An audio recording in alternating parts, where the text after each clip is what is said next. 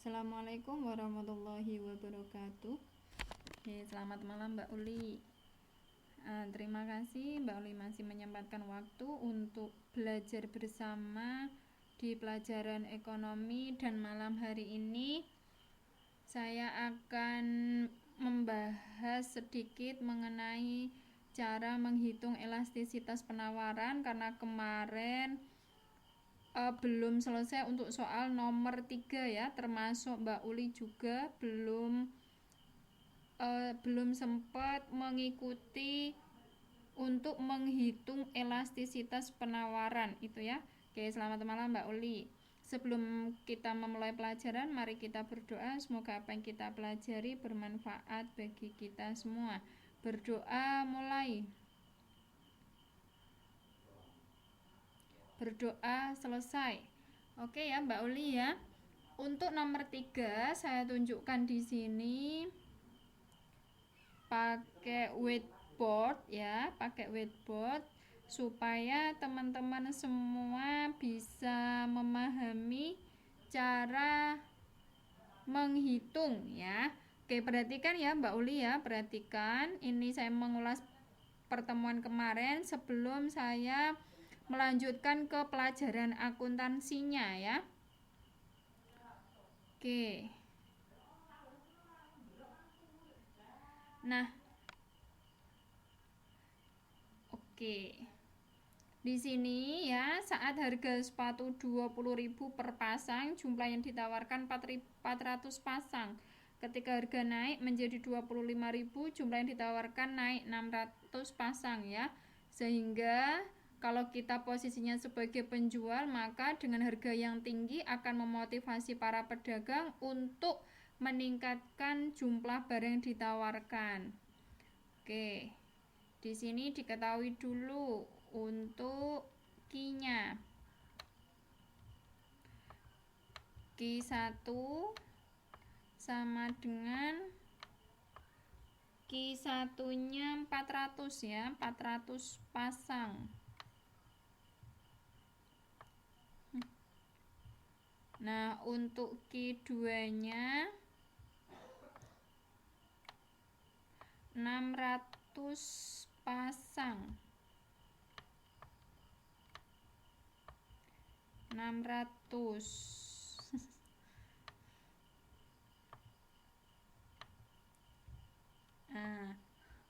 Maaf ya kalau tulisannya jelek.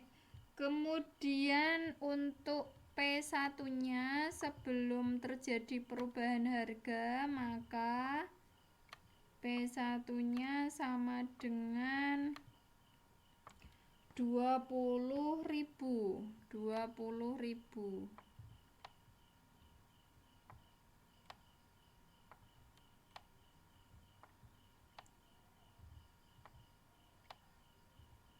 Sekarang P2-nya, harga setelah terjadi perubahan, sama dengan 25.000. 25.000. Nah, ini Mbak Kristina. 25 ya, 25. Bentar.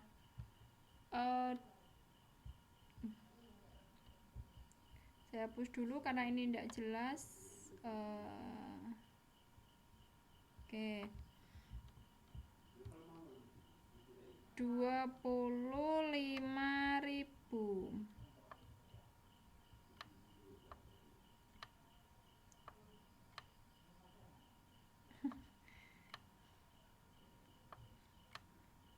Saya belum terampil menggunakan whiteboard ya.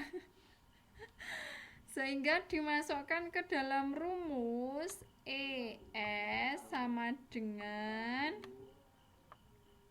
ES, elastisitas penawaran, sama dengan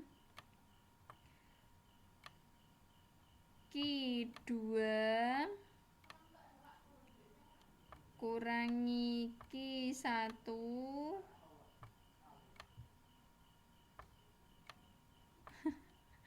sebentar.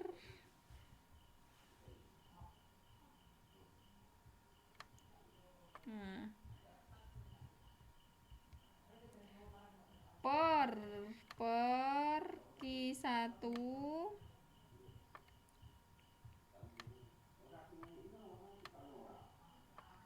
dibagi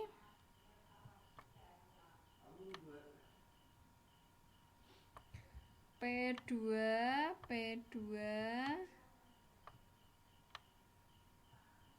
kurangi P1 kurangi P1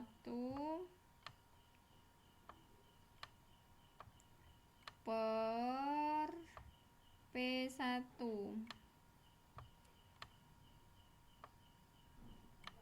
Nah, oke, sama dengan kita masukkan angkanya, yaitu Q2-nya. Q2-nya adalah 600 ya, Mbak Uli. Q2-nya 600. Nah, ini Mbak Melina masuk.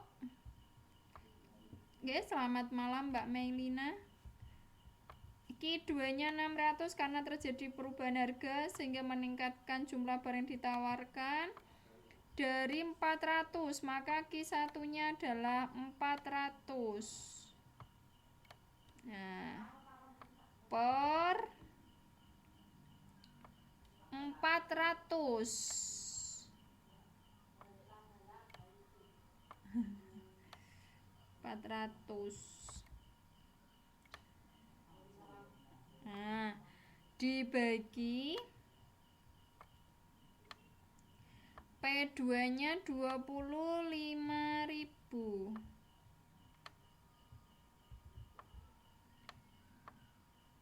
Ya, waalaikumsalam Mbak Melina, selamat bergabung.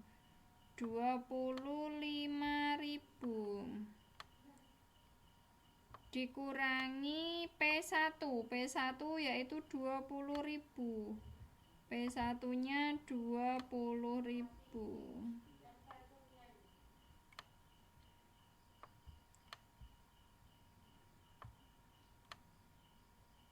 Ini kasihan Mbak Kristina itu masuk keluar lagi, masuk keluar lagi, mungkin karena sinyalnya. Tapi di sini sinyalnya warnanya hijau. Semoga saja nanti sampai akhir pembelajaran tetap lancar, oke ya teman-teman. Nah, kemudian dibagi 20.000 karena P1-nya 20.000 sebelum terjadi perubahan harga.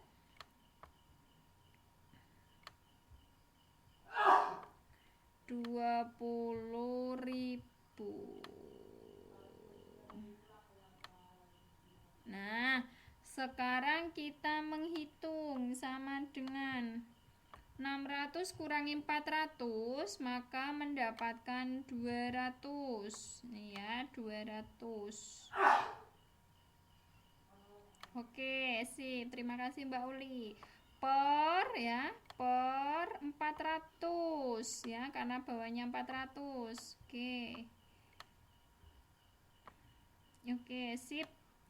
Kemudian dibagi ya, berapa Mbak Melina? Selanjutnya berapa? Oke, 5.000. Ya, 5.000 ya.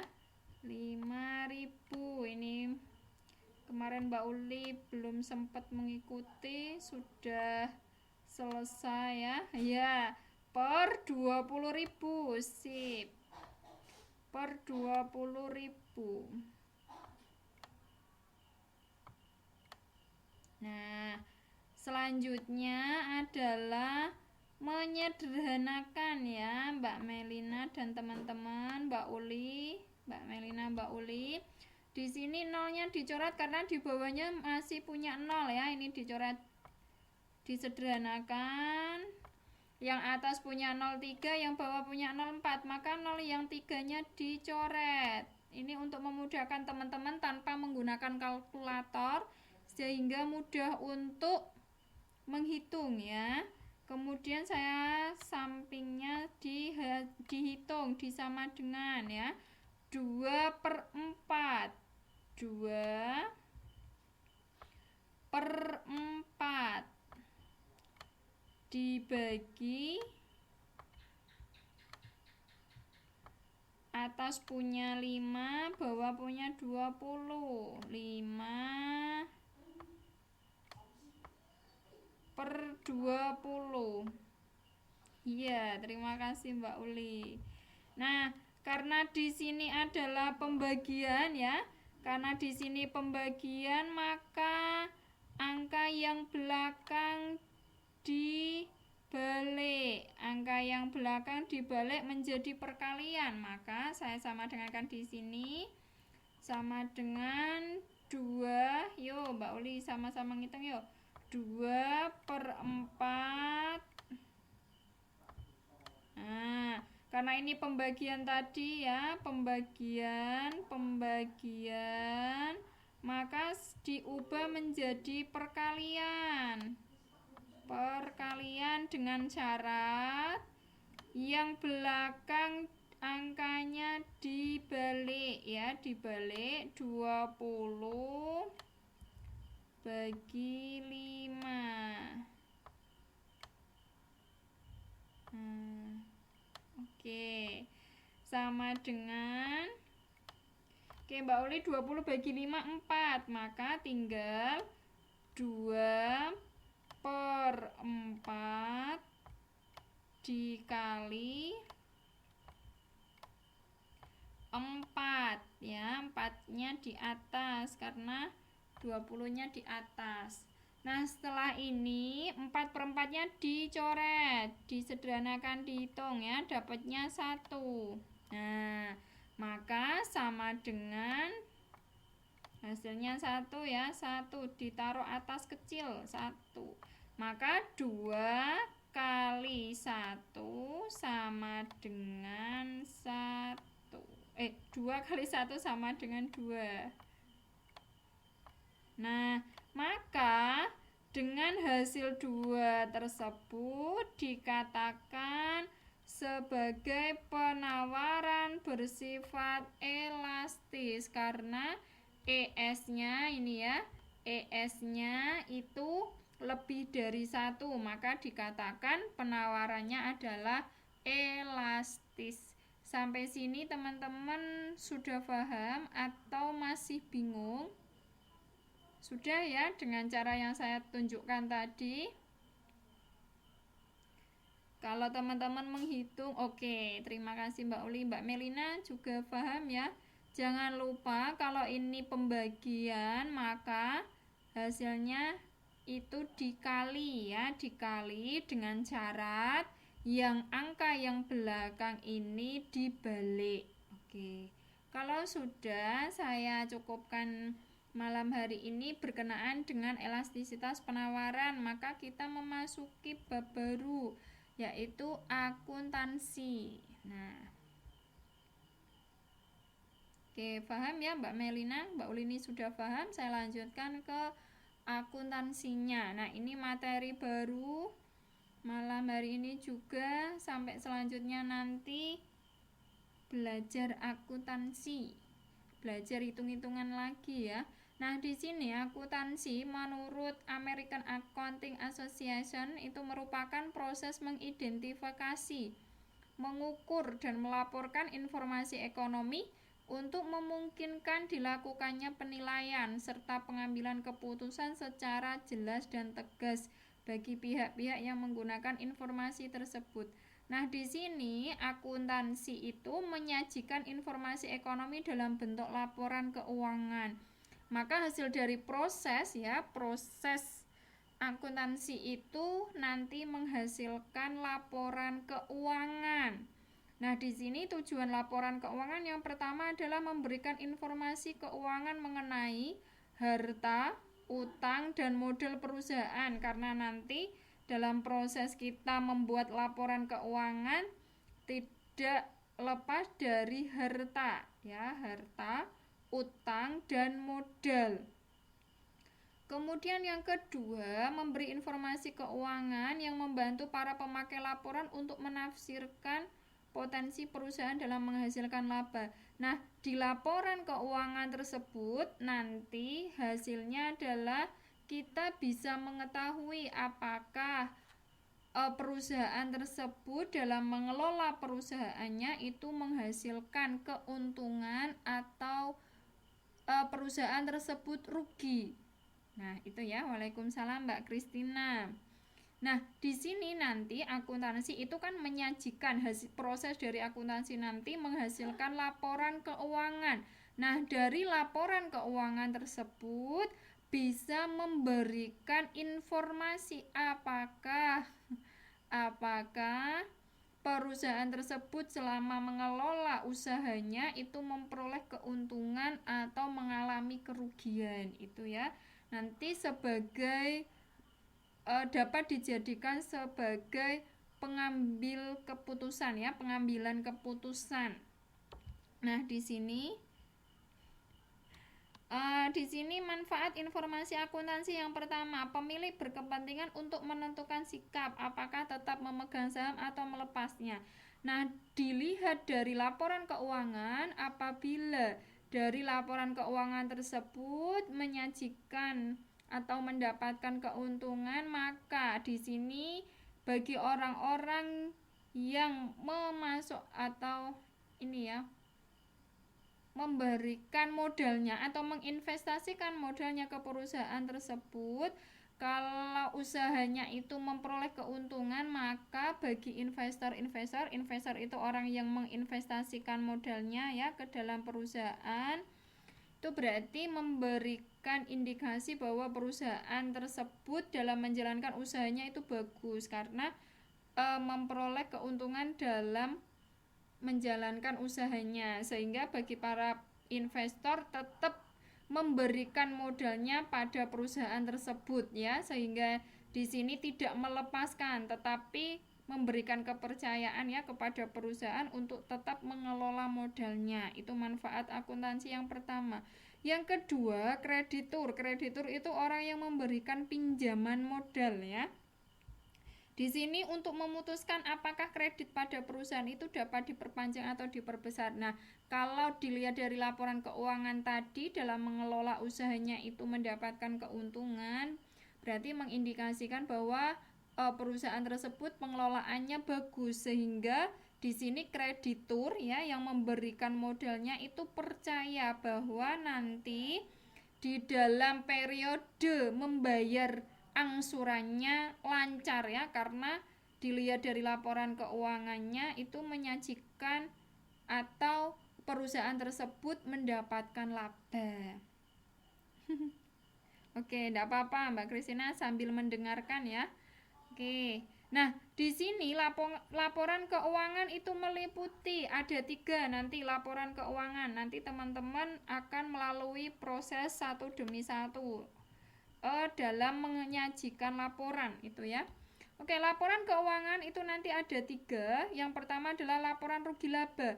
Di sini laporan rugi laba itu berisi pendapatan dan beban. Pendapatan itu berarti perusahaan mendapatkan penghasilan dari usahanya. Oke, selamat malam Mbak Ratna. Kemudian beban itu pengeluaran ya, pengeluaran yang nantinya di sini laporan rugi laba itu bisa menunjukkan apakah dalam perusahaan tersebut selama periode 1 tahun itu bisa menghasilkan laba atau mengalami kerugian. Di sini nanti bisa dilihat dalam laporan rugi laba apakah perusahaan itu untung atau mengalami kerugian. Karena di sini terdapat pendapatan dan beban. Pendapatan itu berarti penghasilan yang diperoleh perusahaan. Kemudian kalau beban itu pengeluaran ya yang dikeluarkan dalam periode tertentu. Misalnya kalau beban, misalnya beban gaji, kemudian beban listrik ya, pembayaran listrik, kemudian beban sewa. Nah itu ya, itu contoh beban-beban yang dibayarkan oleh perusahaan. Kalau pendapatan misalnya pendapatan sewa, kalau itu bergerak di bidang jasa, pendapatan sewa, kemudian pendapatan dari hasil jasa yang dikeluarkan atau melayani pelanggan, customer, itu pendapatan. Kemudian yang kedua, laporan keuangan dalam bentuk laporan perubahan modal. Nah, di sini dari nomor 1 tadi, kalau perusahaan itu mendapatkan keuntungan, maka di sini ada laba bersih. Nah, modal awalnya nanti berapa saat membuka usaha? Itu pemilik menyetorkan modalnya di perusahaan tersebut itu berapa? Ini modal awal ya. Kemudian ini laba bersih, berarti laba bersih itu diperoleh dari laporan rugi laba. Oke, kalau teman-teman mungkin saat ini masih bingung, tapi nanti perlahan-lahan proses demi proses dilalui, nanti teman-teman paham ya. Oke, yang keempat itu privo. Privo itu pengambilan pribadi pemilik. Misalnya, teman-teman itu membuka usaha salon misalnya ya. Membuka usaha salon. Nah, pertama kali itu kan teman-teman yang harus lakukan menyetorkan modalnya untuk mengoperasikan salon tersebut supaya nanti saat akhir perjalanannya itu salon tersebut mendapatkan keuntungan atau kerugian. Nah, di sini harus menyetorkan modal yang harus diputar itu ya. Kemudian di sini privo itu pengambilan pribadi. Misalnya teman-teman ada kepentingan atau ingin liburan lah misalnya. Nah, mengambil uang tadi mengambil dari uang yang dijalankan dalam usahanya, itu namanya privo, pengambilan pribadi pemilik. Kemudian yang E itu modal akhir. Modal akhir itu dari modal awal ditambah laba bersih, ditambah laba jika itu mengalami keuntungan. Nah, sehingga di sini kalau laba itu kan menambah modal, modalnya bertambah banyak sehingga mendapatkan modal akhir. Kalau ketiga, laporan keuangan yang ketiga itu neraca. Neraca itu nanti berisi harta, utang, dan modal. Jadi di situ diketahui nanti hartanya berapa, kemudian masih punya utang berapa, dan modal akhir ini yang masih tersisa di perusahaan itu berapa. Nah, jadi laporan keuangan nanti yang dipelajari ada 3, laporan rugi laba, kemudian laporan perubahan modal, dan neraca. Nah, di sini saya berikan contohnya ya, supaya teman-teman tidak bingung. Nah, karena yang namanya akuntansi itu ada yang aturan debit dan kredit ya, debit dan kredit. Nah, di sini nanti apabila harta itu saldo normalnya debit, maka dicatat di sebelah debit. Harta bertambah dimasukkan ke dalam debit ya. Debit. Kemudian kalau akumulasi penyusutan, kemarin belajar penyusutan bahwa yang namanya barang modal misalnya mesin atau peralatan-peralatan yang jangka waktunya itu panjang, itu kan semakin lama mengalami penyusutan. Nah, di sini akumulasi penyusutan kalau berkurang itu dimasukkan ke dalam debit, kalau bertambah dimasukkan ke dalam kredit. Kalau utang berarti kita punya hutang kepada lembaga lain atau kepada perusahaan lain. Nah, itu kalau utangnya berkurang, di sini dimasukkan ke dalam debit. Kalau berkurang berarti kalau utangnya bertambah dimasukkan ke dalam kredit ya. Sama di sini modal privo pendapatan beban. Nah, di sini adalah langkah awal nanti untuk memasukkan ke dalam jurnal. Nah, di sini ada contohnya supaya teman-teman tidak bingung apa yang saya katakan dan jelaskan ya. Di sini misalkan saya contohkan, Salon Kamajaya melakukan transaksi keuangan dalam kegiatan usahanya. Nah, usahanya itu dalam bentuk salon. Di sini selama bulan November 2016. Nah, ini saya misalkan ya. Yang pertama, 1 November 2016 disetorkan dengan tunai ke dalam perusahaan Salon Kamajaya sebagai modal kerja usaha. Nah, berarti yang namanya kita memulai usaha itu harus ada modal yang harus disetorkan. Di sini tanggal 1 disetorkan dengan tunai ke dalam perusahaan salon sebesar 5 juta. Di sini ya teman-teman, itu dalam satu transaksi nanti akan mempengaruhi dua atau lebih akun. Nah, di sini namanya perkiraan atau akun. Oke. Untuk soal pertama, 1 November disetorkan dengan tunai dalam perusahaan salon ya, sebagai modal kerja sebesar 5 juta. Nah, ini caranya teman-teman memasukkan ke dalam jurnal umum. Ke dalam jurnal tadi ada transaksi ya, usaha salon. Pertama kali yang harus dilakukan teman-teman adalah menyetorkan modal ya, sebagai langkah awal. Nah, di sini cara mencatatnya ke dalam jurnal umum 1 November 2016 itu kan modal. Dilihat ya, teman-teman melihat modal itu kalau bertambah, kalau memasukkan kan berarti modalnya ada, modalnya bertambah. Kita lihat modal bertambah di sini. Modal bertambah itu dimasukkan ke dalam kredit. Saya tunjukkan di sini. Nah, modal bertambah dimasukkan ke dalam kredit. Nah, karena modal bertambah kita mempunyai kas. Kas itu nantinya yang akan berpengaruh terhadap pemasukan pengeluaran. Itu nanti mempengaruhi kas yang ada di perusahaan. Otomatis kalau modal itu disetorkan kan kita mempunyai kas yang sewaktu-waktu misalnya diperlukan untuk pengeluaran, untuk membeli barang, untuk membeli perlengkapan peralatan salon ya, misalnya peralatan salon, maka akan mempengaruhi kas. Di situ tadi modal, disetorkan modal, berarti modalnya bertambah. Nah, kita melihat akunnya, kalau modal bertambah ya, ingat ya teman-teman. Kalau di sini modalnya bertambah, maka dimasukkan ke dalam kredit. Nah, apa pengaruhnya? Pengaruhnya terhadap kas. Kas juga bertambah. Nah, kalau kas bertambah, kita masukkan ke dalam debit. Berarti kas, modal disetorkan, kasnya bertambah sebesar 5 juta. Maka modalnya bertambah sebesar 5 juta. Oke, sampai sini teman-teman paham apa yang saya jelaskan?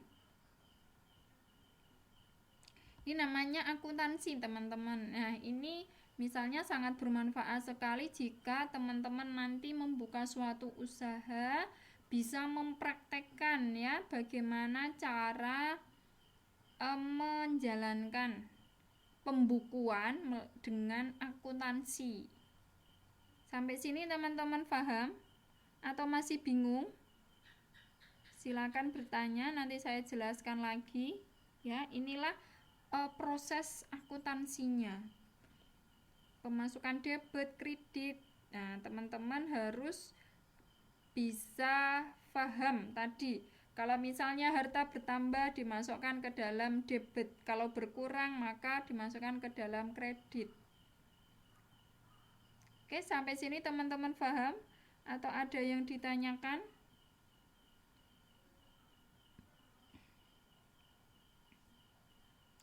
Oke, kalau sudah paham, kita lanjut untuk tanggal 3.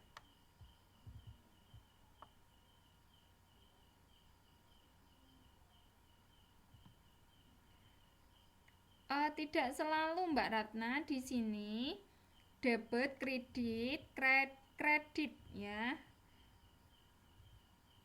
Itu digunakan di dalam akuntansi. Di sini sudah ditentukan mana yang masuk ke dalam kredit dan mana yang masuk ke dalam debit. Kalau utang ya, utang bertambah, di sini ada plus ya, ada positif, ada negatif, ada min, ada plus. Kalau utang bertambah maka dimasukkan ke dalam kredit ya. Kalau modalnya nanti berkurang maka dimasukkan ke dalam debit. Jadi di sini ada aturan pedomannya untuk mencatat ke dalam jurnal. Di manakah transaksi tersebut harus dimasukkan. Jadi teman-teman harus bisa hafal atau memahami 7 akun atau 7 perkiraan masuk debit apa masuk kredit.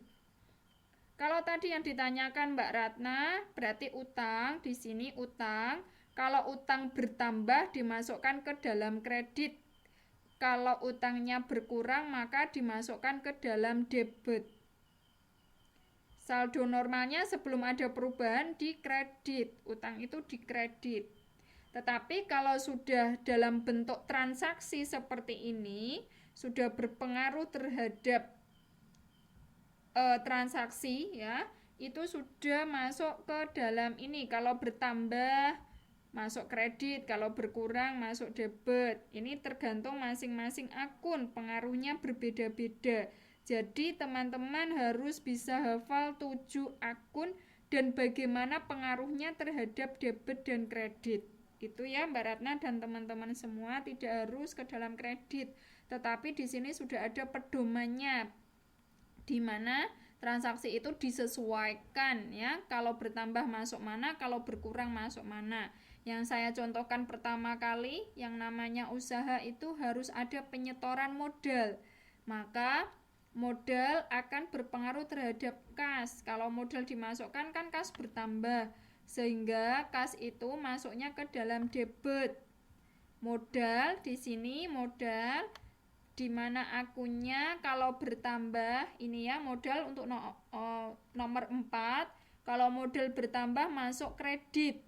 Kalau modalnya berkurang masuk debit. Nah, tadi modalnya bertambah sehingga masuk kredit. Di sini posisinya kredit. Ini ya, teman-teman. Ini modal masuknya kredit. Karena kasnya bertambah maka masuknya debit. Oke, itu ya teman-teman. Kemudian masuk ke tanggal 3. Masuk ke tanggal 3. Di sini 3 November dibeli peralatan salon dari toko maju dengan tunai. Berarti dengan tunai, dengan cash. Nah, kalau kita membayar, otomatis nanti pengaruhnya adalah terhadap kas. Kas kita berkurang karena uang modal yang kita setorkan kan masuknya ke dalam kas. Kalau kita mengeluarkan untuk melakukan pembelian, maka kasnya berkurang. Tetapi peralatannya bertambah. Semula itu kan teman-teman tidak punya peralatan salon. Sehingga teman-teman itu membeli ke toko yang menyediakan peralatan salon. Sehingga kalau sudah dibeli dalam bentuk tunai, tidak kredit, tidak utang ya, dalam bentuk cash, tunai, maka teman-teman kan membawa pulang peralatan. Sehingga peralatan di salon itu bertambah. Kita lihat, peralatan itu nanti masuknya ke dalam harta ya. Peralatan masuk ke dalam harta, karena kan bertambah. Jadi kalau harta bertambah, nah ini, kalau harta bertambah maka masuknya ke dalam debit. Peralatan bertambah masuknya ke dalam debit. Nah, karena kita melakukan pembelian maka ada uang yang kita keluarkan sehingga kasnya berkurang. Kalau kasnya berkurang maka kita masukkan ke dalam kredit. Ya, kalau kasnya berkurang masuk ke kredit, kalau kasnya bertambah debit. Karena tanggal 3 November itu misalnya teman-teman membeli peralatan, maka peralatan di salon itu kan bertambah. Sehingga peralatan dimasukkan ke dalam akun debit. Karena melakukan pembelian maka uang kas yang kita kelola itu berkurang. Karena kita melakukan pembelian, kita melakukan pembelanjaan, sehingga kasnya berkurang. Kalau kasnya berkurang maka masuknya ke dalam kredit. Oke, sampai sini teman-teman paham? Untuk pengaruh dari satu transaksi maka pengaruhnya minimal 2 lah ya. 2. Ini pengaruhnya. Padahal tadi tanggal 3 itu hanya membeli peralatan. Tetapi kalau membeli peralatan kan uang kas yang kita pegang, yang kita kelola itu berkurang karena kita melakukan pembelian. Sehingga peralatan yang ada di salon itu bertambah, tetapi uang kas yang kita kelola berkurang karena digunakan untuk melakukan pembelian. Oke, sampai sini teman-teman paham? Pengaruhnya terhadap debit kredit. Bagaimana teman-teman, bingung atau sudah paham?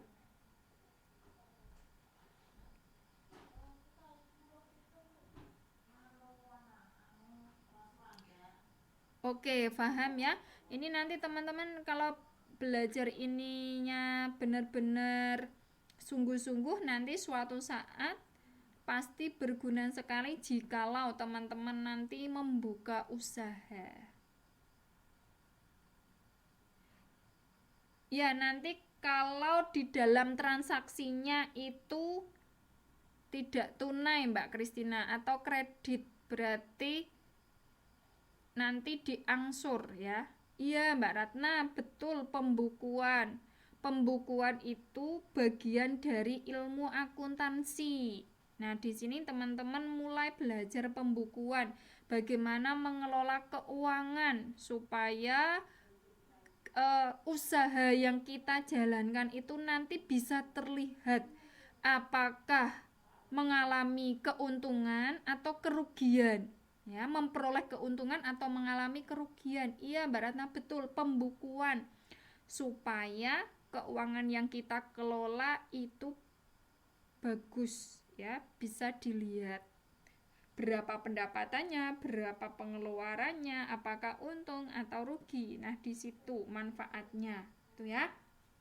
Nah, untuk yang ditanyakan Mbak Kristina itu ada soal nomor 3 tanggal 5 di sini. Tanggal 5 November 2016 ya.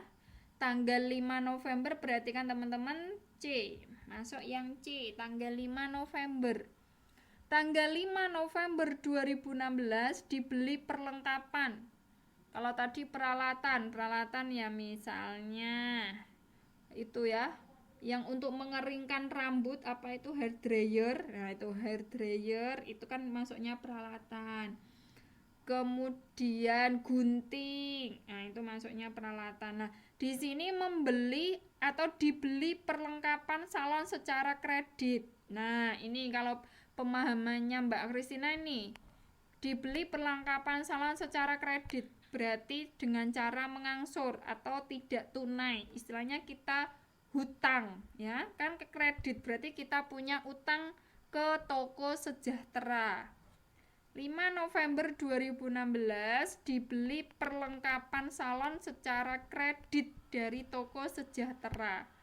Namanya kredit berarti kita nanti harus mengangsur. Kita punya utang dari toko Sejahtera ke toko ya, ke toko Sejahtera. Kita punya utang ke toko Sejahtera. Maka untuk poin C berarti perlengkapannya bertambah. Misalnya perlengkapan itu ya cat rambut tuh ya. Kemudian ini bahan-bahan untuk muka ya, misalnya perawatan wajah, bedak dan lain sebagainya, itu kan perlengkapan. Peralatan dan perlengkapan itu beda ya. Kalau peralatan itu bisa dipakai dalam jangka waktu yang panjang. Kalau perlengkapan itu tidak bisa dipakai dalam waktu yang lama. Jangkanya pendek. Itu bedanya perlengkapan sama peralatan ya teman-teman. Nah, untuk soal yang nomor 3 tanggal 5 November 2016 itu dibeli perlengkapan. Nah, perlengkapan berarti kan di dalam salon kita menambah perlengkapan. Perlengkapan yang kita miliki itu bertambah. Perlengkapan masuknya ke dalam harta atau aktiva. Maka kalau harta bertambah, kita lihat di akunnya. Kalau harta bertambah, di sini harta bertambah itu masuknya ke dalam debit.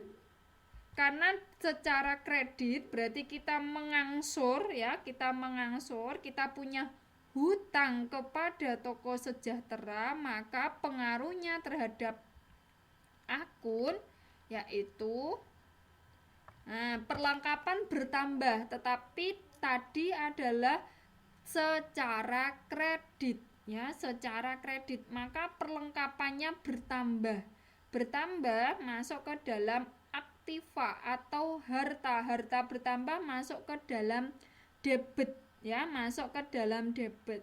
Karena dilakukan secara kredit, maka statusnya kita punya utang ya, kita punya utang kepada toko sejahtera.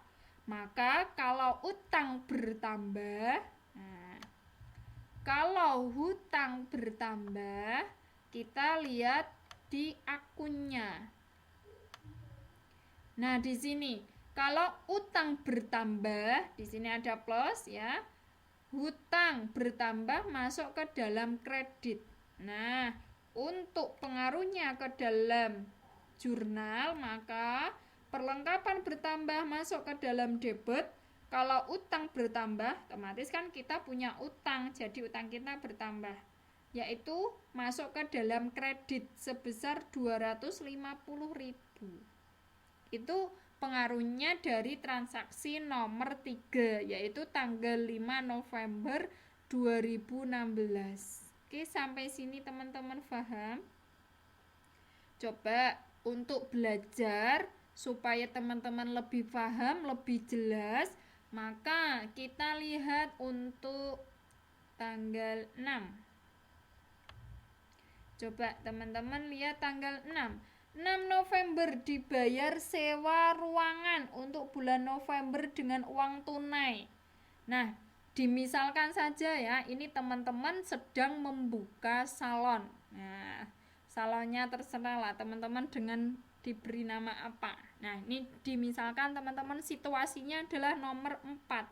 Poin D, tanggal 6 November 2016. 6 November 2016 dibayar sewa ruangan untuk bulan November dengan uang tunai Rp50.000. Misalkan teman-teman itu kan tidak punya tempat yang permanen, tetapi menyewa. Nah, menyewa ruangan orang lain, berarti kan kita punya kewajiban untuk membayar sewa, uang sewa ya, sewa ruangan. Nah, kalau kita mengeluarkan uang, berarti kita masuk ke dalam beban sewa. Maka pengaruhnya yang lain yaitu, coba teman-teman, menurut teman-teman apa yang berkurang dan apa yang bertambah? Dibayar sewa ruangan, berarti termasuk beban sewa karena kita mengeluarkan uang untuk membayar. Jadi di situ dibayar sewa ruangan karena kita tidak punya ruangan sendiri milik pribadi, tetapi menyewa milik orang lain. Nah, di situ dibayar sewa ruangan, maka nanti beban sewanya bertambah. Nah, kalau beban sewanya bertambah, kita lihat ya. Kita lihat di akunnya. Nah, di sini beban bertambah masuk ke dalam kredit. Nah, pengaruhnya yang lain apa? Kalau kita mengeluarkan uang, jadi yang berkurang apanya menurut teman-teman? Untuk soal D, poin D, tanggal 6 November. Berarti yang berkurang menurut teman-teman apa pengaruhnya? Dari uang sewa yang kita keluarkan.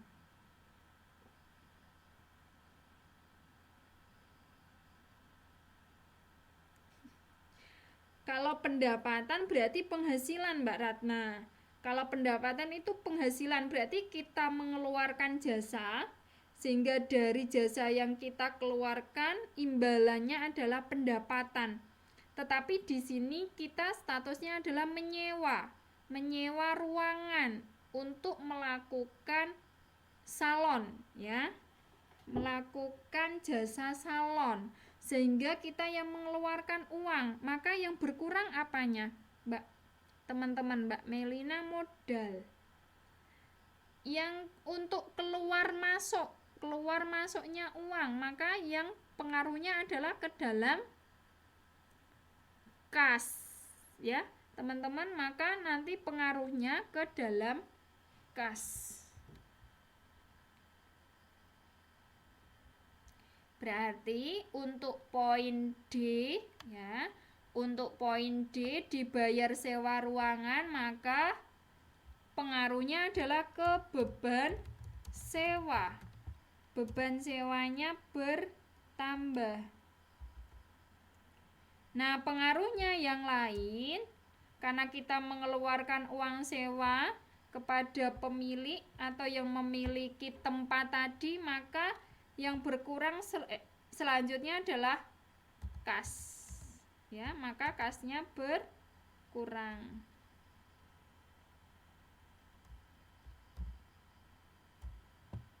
Nah, itu ya teman-teman ya. Kita mengeluarkan uang, berarti pengaruhnya adalah terhadap kas. Karena kas itu digunakan untuk menerima dan mengeluarkan dari semua transaksi yang kita lakukan. Nah, berarti untuk poin D ya, untuk poin D pengaruhnya kepada jurnal umum, maka nah, di sini ada jawabannya. Nah, kita buka yang poin D, tanggal 6. Nah, karena tadi dibayar sewa ruangan ya selama bulan November itu 50.000, maka beban sewanya bertambah. Tadi kalau beban bertambah maka dimasukkan ke dalam debit.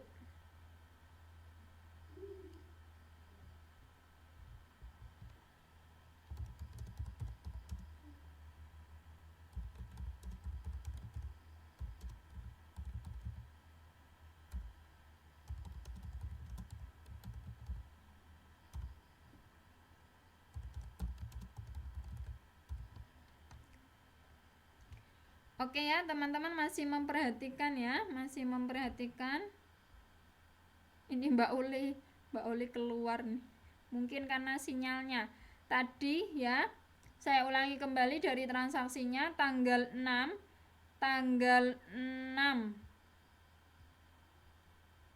November dibayar sewa ruangan selama bulan November yaitu Rp50.000.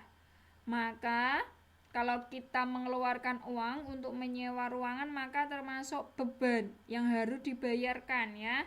Beban berarti di sini masuknya ke dalam beban sewa 50.000 karena bebannya bertambah maka 50.000. Nah, pengaruhnya yang lain itu kas. Ya, karena kita mengeluarkan uang jadi kas kita berkurang sehingga kas masuk ke dalam kredit.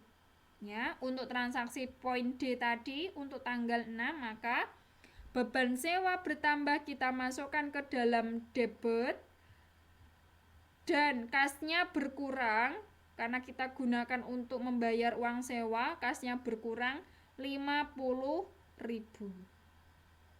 Jadi transaksi nomor 6 pengaruhnya ada dua. Yang pertama beban sewa, yang kedua adalah kas. Itu ya. Teman-teman sampai sini paham? Coba kalau paham ya, kalau paham untuk soal nomor poin E. Coba teman-teman pengaruhnya terhadap nanti kalau dicatat ke dalam jurnal umum itu pengaruhnya bagaimana coba? Untuk yang E, 10 November 2016 salon melakukan pengguntingan rambut beberapa langganannya dengan menerima pembayaran sebesar 100.000 dan menyewakan pakaian pengantin ya, menyewakan pakaian pengantin sebesar 800.000. Pembayaran diterima dengan tunai. Nah, misalkan saja teman-teman tadi kan membuka salon. Membuka salon itu melakukan jasa pengguntingan rambut. Yang masuk debit yang mana Mbak Kristina? Yang masuk debit yang mana? Akun apa? berarti kita memperoleh ya, kita memperoleh pembayaran. Kalau kita memperoleh pembayaran, maka bagi kita pembayaran itu dikatakan sebagai apa, Mbak Kristina dan teman-teman? Mbak Melina, Mbak Kristina, Mbak Ratna.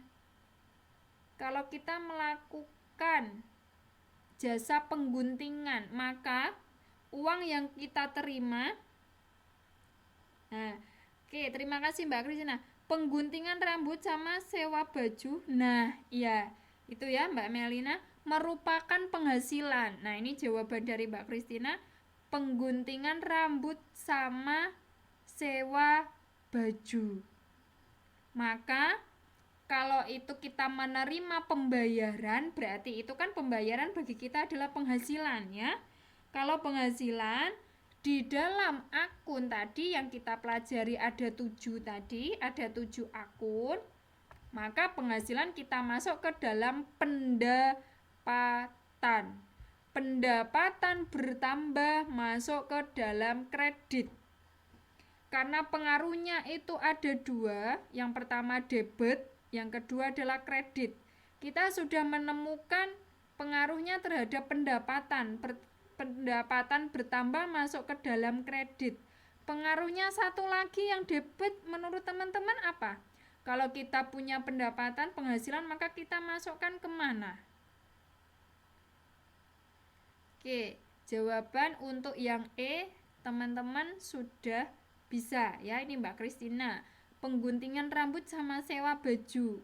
Nah itu kan merupakan penghasilan menurut Mbak Melina. Benar ya, itu merupakan penghasilan, merupakan pendapatan yang kita terima karena atas jasa yang kita keluarkan. Penghasilan itu masuk ke pendapatan. Pendapatan bertambah masuknya ke kredit. Nah untuk debit masuk kemana pengaruhnya teman-teman? Kreditnya sudah terjawab. Sekarang yang debitnya menurut teman-teman apa? Masuk ke dalam akun apa? Karena kita mendapatkan pendapatan, maka yang bertambah itu akun apa? Nah, yang bertambah adalah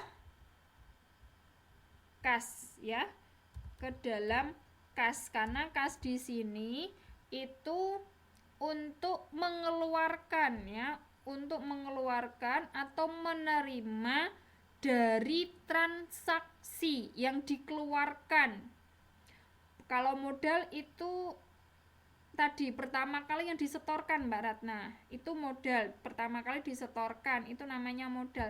Tetapi kalau modal itu sudah berada di tangan, sudah dikelola, itu namanya kas, karena nanti pengaruhnya terhadap pengeluaran yang kita lakukan dan penerimaan yang kita dapatkan atau pendapatan yang kita dapatkan. Jadi pengaruhnya yang kedua adalah kas. Nah, coba kita masukkan ke dalam jurnal umum ya untuk tanggal 10. Nah, di sini tanggal 10 ya. Teman-teman lihat di ini di layar.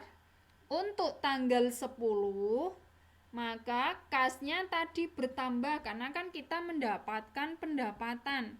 Ya, pendapatan yang kita terima masuk ke dalam kas. Kalau kasnya bertambah masuk ke dalam debit. Nah, tadi ada dua jenis ya. Yang satu jasa pengguntingan, yang kedua adalah jasa menyewakan. Jadi di situ ada 2 pendapatan ya. Di sini ada pendapatan salon, berarti tadi pendapatan yang diperoleh dari jasa menggunting rambut sebesar 100.000. Yang kedua, pendapatan sewa dari baju pengantin yang disewakan. Nah, berarti kan kita mendapatkan pendapatan. Sehingga di sini pendapatan sewa sebesar 800.000. Maka dijumlah 100 ditambah 800 berarti 900.000, kita masukkan ke dalam kas. Sehingga kas kita bertambah karena adanya pendapatan. sehingga kas bertambah masuknya ke dalam debit. Pendapatan bertambah masuknya ke dalam kredit. Itu ya teman-teman. Sampai sini ada yang ditanyakan atau sudah paham dari transaksi yang tanggal 10? Karena masih ada beberapa transaksi. Teman-teman sudah mulai ini ya, sudah mulai paham, sudah mulai mengerti. Oke, kita perlahan-lahan saja. Oke, sip. Kita masuk ke tanggal selanjutnya ya. Di situ tanggal 11 kita lihat lagi di soalnya. Coba teman-teman menyelesaikan sendiri. Nanti saya konfirmasi coba. Untuk tanggal 12 November 2016 dibayar utang kepada Toko Sejahtera sebesar 125.000 sebagai angsuran pertama. Nah, tadi adalah untuk poin yang C ya. 5 November tadi kan perlengkapan salon dilakukan secara kredit ya, dilakukan secara kredit. Nah, di sini tanggal 12 November itu dibayar utang.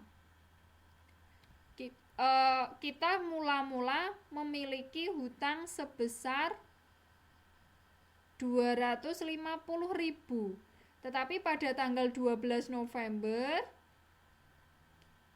kita membayar hutang kepada Toko Sejahtera. Maka pengaruhnya bagaimana menurut teman-teman? Untuk tanggal 12 kita membayar hutang, maka pengaruhnya ada dua ya. Pengaruhnya apa dan apa? Yang bertambah apa? Yang berkurang apa?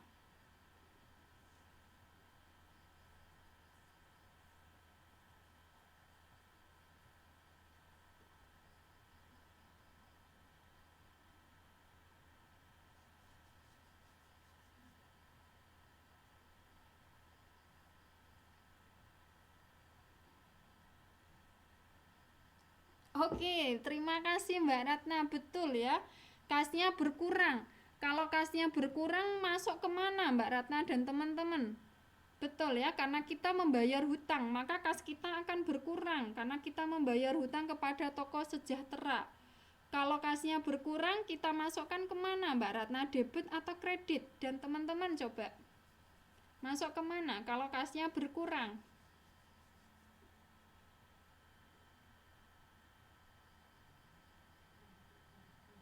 Iya, kredit. Terima kasih Mbak Kristina, Mbak Ratna, dan Mbak Melina ya. Nah, Mbak Melina jawab selanjutnya ya. Oke. Tadi kasnya berkurang, betul, karena kita melakukan pembayaran hutang ya. Berarti kas kita berkurang. Benar. Berarti pengaruhnya masuk ke dalam kredit.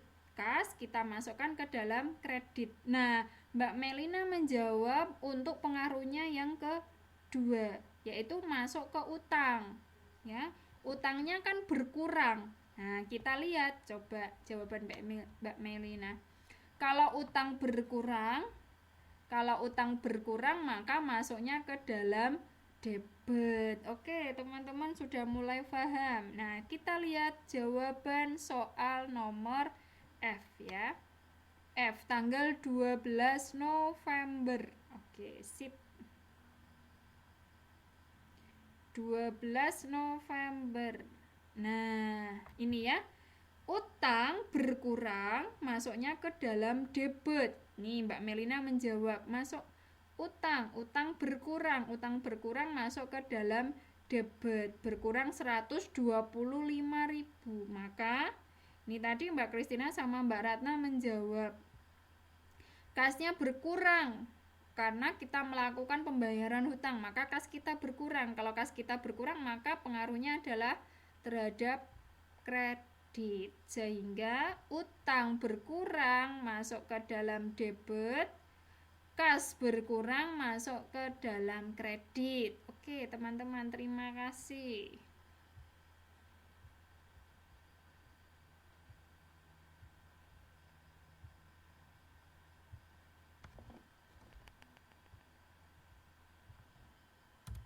Nah, oke, tepuk tangan buat kita semua ya. Kita lanjut ke transaksi selanjutnya. Berarti teman-teman sudah mulai paham.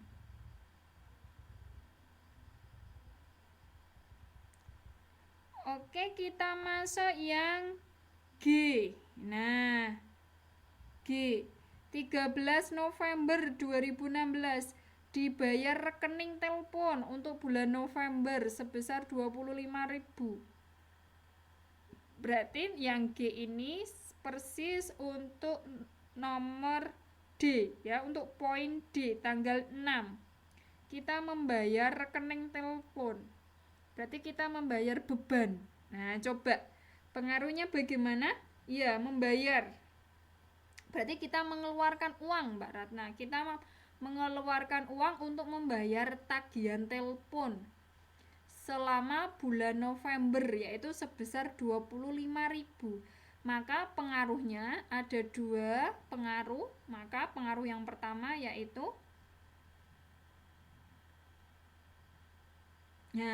kasnya berkurang. Kalau kas berkurang tadi dimasukkan kemana, Mbak Ratna? Dan teman-teman coba menjawab pengaruhnya yang kedua.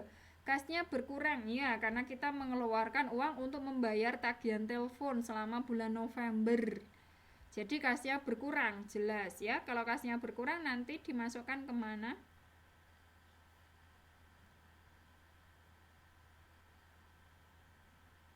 Kredit, iya. Terima kasih Mbak Ratna. Untuk pengaruhnya yang kedua apa? Dibayar rekening telepon. Karena itu rutinitas tiap bulan. Debit, betul. Debitnya masuknya keterangannya apa Mbak Melina? Dibayar rekening telepon. Oke, yang satu masuknya debit, betul. Bukan ya, bukan Mbak Ratna, itu bukan utang. Kita kan tidak punya utang ke ini telepon ya. Kita membayar.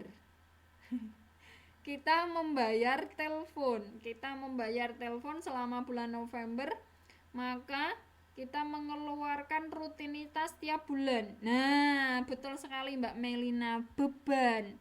Berarti beban. Nah, benar ya, beban telepon. Beban telepon bertambah, kita lihat beban bertambah masuk ke dalam debit, betul ya? Ke dalam debit. Nah, beban. Karena kita membayar rekening telepon, maka kas kita berkurang. Kita masukkan ke dalam kredit.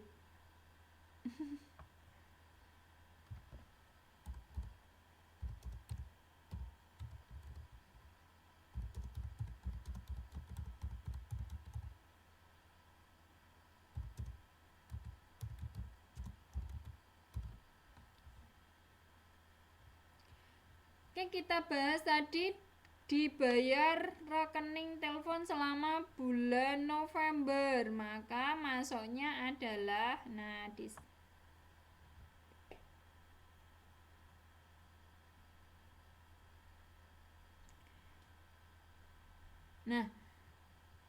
di sini untuk transaksi tanggal 13 November, maka beban teleponnya tadi ya, karena itu rutinitas setiap bulannya kita keluarkan, maka beban teleponnya bertambah 25.000. Maka karena kita mengeluarkan uang, kasnya berkurang 25.000.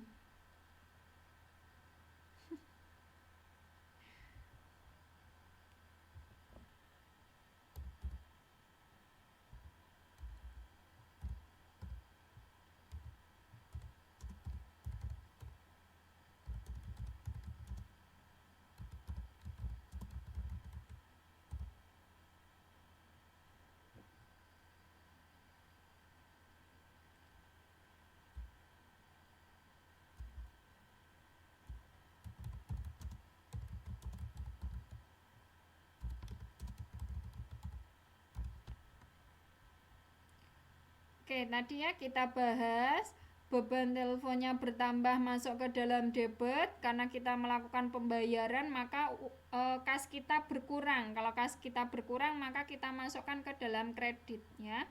Sehingga beban teleponnya bertambah debit 25.000, kasnya berkurang kredit 25.000. Oke teman-teman, kita lanjutkan transaksi ke A, B, C, D, E, F, G. H berarti H. Kita masuk ke transaksi H. Nah, di sini H, 18 November, Salon Kamajaya menyelesaikan tata rias pengantin dengan pembayaran kemudian. Nah, berarti di sini teman-teman melakukan merias pengantin, sehingga kan teman-teman mengeluarkan jasa ya, melayani jasa. Tetapi orang yang dirias tadi itu melakukan pembayarannya kemudian. Itu bagi teman-teman itu masuk ke hutang atau piutang? Coba teman-teman dijawab ya. Bedanya hutang dengan piutang. Nah, ini nanti teman-teman bingung kalau tidak dibahas sekarang ya. Apa bedanya hutang sama piutang?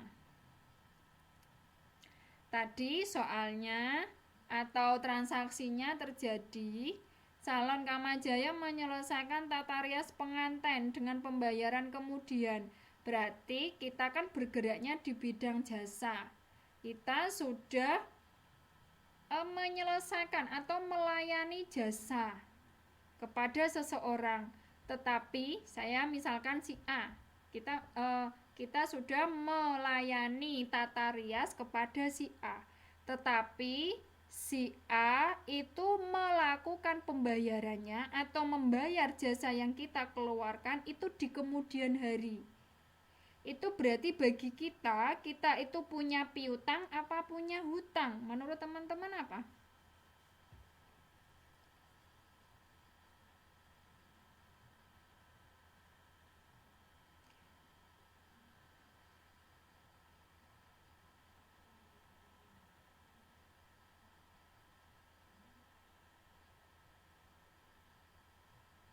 Oke, terima kasih Mbak Melina, Mbak Ratna, ini Mbak Kristina. Paham ya bedanya piutang sama hutang ya? Kalau hutang berarti ada kewajiban kita untuk membayar kepada seseorang, ya kita membayar kepada orang lain. Tetapi kalau punya piutang, kita punya piutang berarti nanti ada seseorang yang membayar kepada kita, ya. Oke, berarti untuk soal yang poin H tanggal 18 November 2016 bagaimana pengaruhnya? Iya, kalau piutang berarti orang lain yang membayar kita. Oke, Mbak Melina, terima kasih. Bagus ya. Wah, luar biasa ini teman-teman. Kalau piutang berarti orang lain yang membayar kita. Kalau hutang berarti kita yang membayar ke orang lain. Sip. Ayo, bagaimana pengaruhnya untuk poin H? Menurut teman-teman apa? Apanya yang bertambah?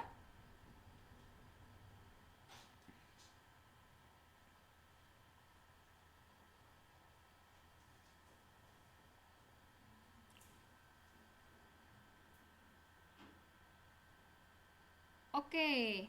Karena kalau piutang itu berarti uang belum kita dapatkan, Mbak Ratna. Jadi pengaruhnya bukan ke kas karena kan punya piutang, jadi kita belum memperoleh uangnya. Ayo, kalau kas kita masukkan ke dalam kas berarti kita sudah menerima uang. Tetapi di sini uangnya kan belum dibayarkan. Berarti yang bertambah apanya menurut teman-teman?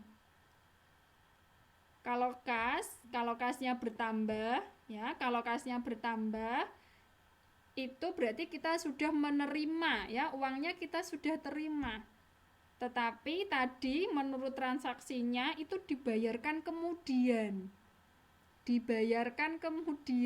Jadi kita punya piutang, uang belum kita terima. Ayo, berarti teman-teman masuknya kemana? Debitnya masuknya apa?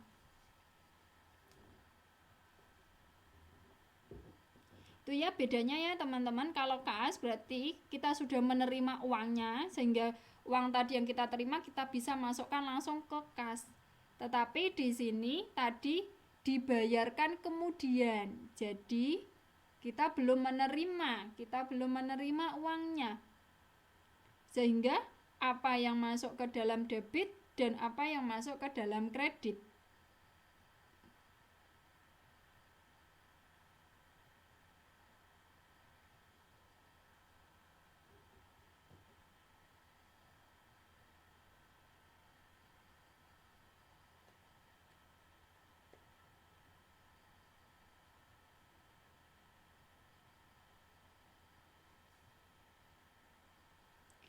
Oke, Mbak Kristina masuk debitnya itu apa?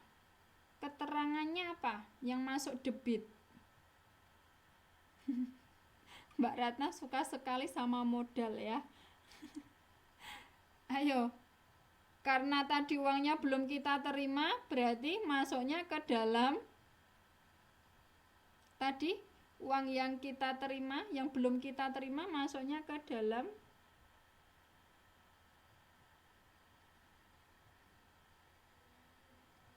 kan kita tidak mengeluarkan uang, Mbak Ratna. Yo, kita tidak mengeluarkan uang, justru kita nanti akan mendapatkan uang, tetapi uangnya belum kita terima. Tadi apa? Nah, Mbak Ratna, benar, pendapatan. Nah, pendapatan itu kita masukkan kemana? Debit atau kredit? Betul ya. Tadi ya, kita sudah menerima uangnya. Iya, betul Mbak Melina, betul sekali. Wah, pinter. Belum bisa dibilang masuk ke kas karena uangnya belum kita terima. Betul Mbak Melina, makanya masuknya ke pendapatan. Betul ya, pendapatan. Ayo, pendapatan bertambah. Kalau pendapatan bertambah masuknya ke dalam kredit. Keterangannya, nah ini Mbak Ratna betul ya. Ini koreksinya di sini. Kalau pendapatan kan bertambah, jadi pendapatan bertambah menurut akunnya masuk ke dalam kredit. Jadi pendapatan bertambah masuk kredit ya. Nah, oke, pendapatan bertambah ini ya sesuai dengan tadi akun. Kalau pendapatannya bertambah maka masuk ke dalam kredit. Yang satu, pengaruhnya yang satu lagi, yang masuknya debit. Iya, masuknya ke kredit Mbak Melina karena pendapatan bertambah di sini ya. Mbak Melina coba dan teman-teman melihat perkiraan di sini, pendapatan bertambah masuk ke dalam kredit. Ya, jadi tadi pendapatan bertambah masuk ke dalam kredit. Yang masuk debit sekarang, debit. Yang masuk debit apa? Akun apa tadi? Kita sudah mengeluarkan atau melayani jasa, maka kita akan mendapatkan pendapatan, tetapi pendapatan itu belum kita terima. Jadi orang lain yang membayar ke kita, maka disebut, tadi disebut apa teman-teman? Kalau orang lain membayar kepada kita, utang atau piutang. Kalau orang lain membayar ke kita, masuk ke utang atau piutang.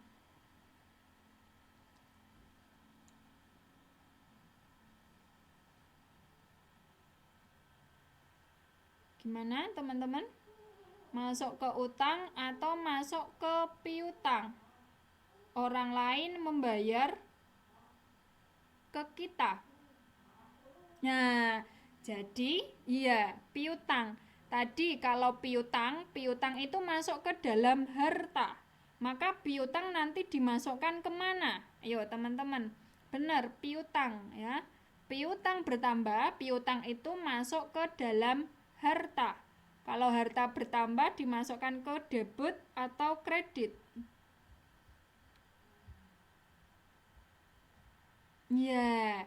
Nah, berarti tadi karena di sini 18 November menyelesaikan tata rias pengantin dengan pembayaran kemudian, maka pengaruhnya yang pertama adalah piutangnya bertambah karena nanti kita akan mendapatkan pendapatan tapi masih dibayar kemudian, maka tanggal 18 November berarti piutangnya bertambah sebesar 250.000.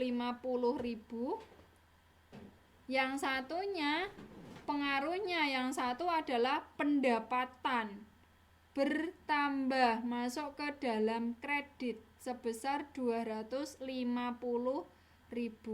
Jadi tadi pendapatan ya, tetapi pendapatan belum kita terima, masuknya piutang. Piutang itu ke dalam debit, kita masukkan ke dalam debit. Nah, suatu saat itu kan nanti dibayar, maka termasuk pendapatan. Maka pendapatan bertambah, masuknya ke dalam kredit. Oke, teman-teman, sampai sini dulu ya pertemuan kita malam hari ini. Minggu depan kita lanjut kembali. Untuk sementara ini teman-teman, wah luar biasa ya, sedikit demi sedikit sudah bisa memahami. Nanti berarti masih berapa transaksi lagi? Sudah sampai tanggal 18. Berarti masih ada 4 transaksi lagi. Nah, minggu depan kita lanjutkan kembali belajar akuntansinya. Sementara ini sampai sini dulu. Ya, Mbak Kristina, ini nanti semalam-malam selanjutnya lebih seru lagi ya, karena hitung-hitungan terus. Oke ya, saya cukupkan malam hari ini. Terima kasih atas segala antusiasnya teman-teman. Semoga apa yang kita pelajari malam hari ini bermanfaat. Yang penting teman-teman punya semangat untuk tetap masuk kelas ya. Oke, terima kasih. Saya cukupkan malam hari ini. Selamat istirahat bagi teman-teman. Kita jumpa lagi di minggu depan ya. Terima kasih. Assalamualaikum warahmatullahi wabarakatuh.